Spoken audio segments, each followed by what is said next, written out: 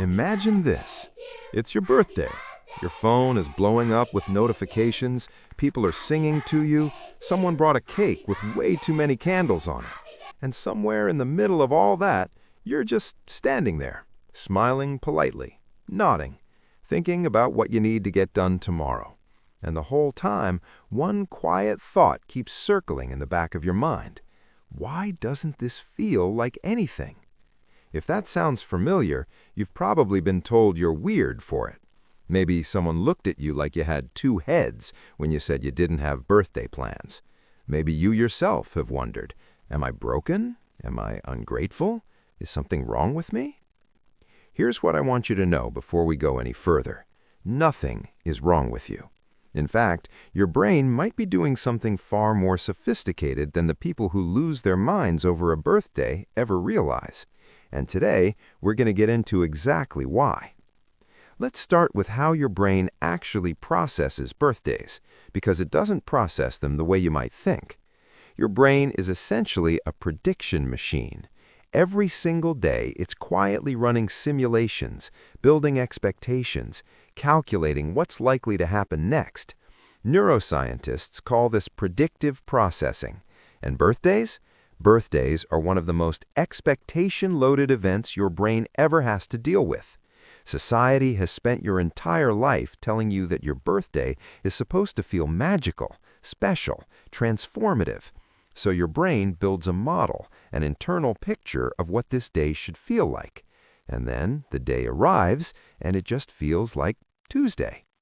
That gap between what your brain predicted and what actually showed up is called a prediction error. And here's the thing about prediction errors. They're uncomfortable. They create a kind of quiet cognitive dissonance. So over time, your brain does what it always does when something causes more friction than reward. It starts to detach. It lowers the stakes. It quietly files birthday under not worth the processing power. And eventually, you stop caring, not because you're cold or broken, but because your brain learned that the emotional ROI just wasn't there. But there's another layer to this, and it's one that goes much deeper. Think back. Was there ever a birthday, maybe when you were young, where something didn't quite land right? Maybe the party was smaller than you hoped. Maybe the people you wanted there weren't there. Maybe nobody remembered at all. Psychologists talk about something called the expectation gap, the distance between what a child anticipates and what actually happens. And research in developmental psychology consistently shows that children are extraordinarily sensitive to these gaps. One disappointing birthday at age 7 can quietly recalibrate your entire emotional framework around the day. Not dramatically, not consciously, just softly, like a dial being turned down, so slowly you never even notice. And that recalibration doesn't just affect birthdays. It teaches your nervous system something much broader, that expecting things to be special is a setup, that it's safer to expect nothing, that the best way to avoid disappointment is to stop anticipating altogether. Psychologist Martin Seligman called a related pattern learned helplessness, and while that term usually applies to bigger life situations, the principle maps perfectly here. You didn't choose to stop caring about your birthday, you were taught to. Now, here's where it gets really interesting, because not everyone who doesn't care about their birthday falls into that category. Some people genuinely, deeply, authentically just don't need it. And psychology has a name for that too.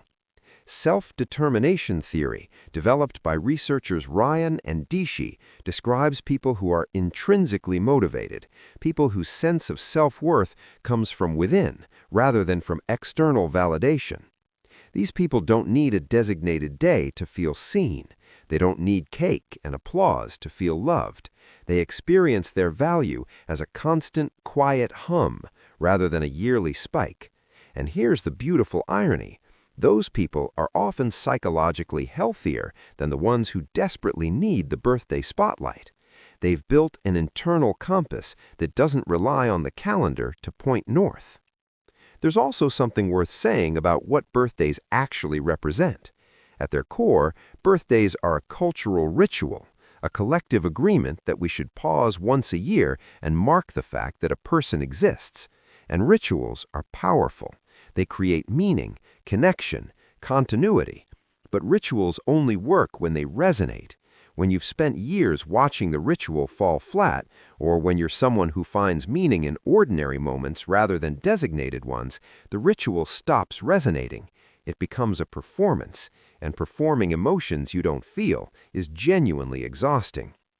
Some of the most emotionally intelligent people I've ever read about treat every day with the kind of presence that most people try to cram into one birthday. They don't need a cake to reflect on their life. They don't need a party to feel grateful for the people around them. For them, the birthday has been quietly replaced by something more sustainable, a daily relationship with their own existence rather than a yearly audit. So what does all of this mean for you? It means that whether your indifference to birthdays came from early disappointment, or from a genuinely strong inner world, or from simply outgrowing a ritual that never quite fit, you're not missing something. You might actually have found something. The ability to move through a day that the world insists should be extraordinary and feel completely at peace with it being ordinary. That's not emptiness. That's a kind of quiet freedom that most people spend their whole lives chasing. And if you're still not sure which category you fall into, the one who learned not to hope, or the one who simply doesn't need the applause, that's worth sitting with, not with judgment, just with curiosity. Because understanding why you feel the way you do about something as small as a birthday can open a door to understanding yourself in ways that are anything but small.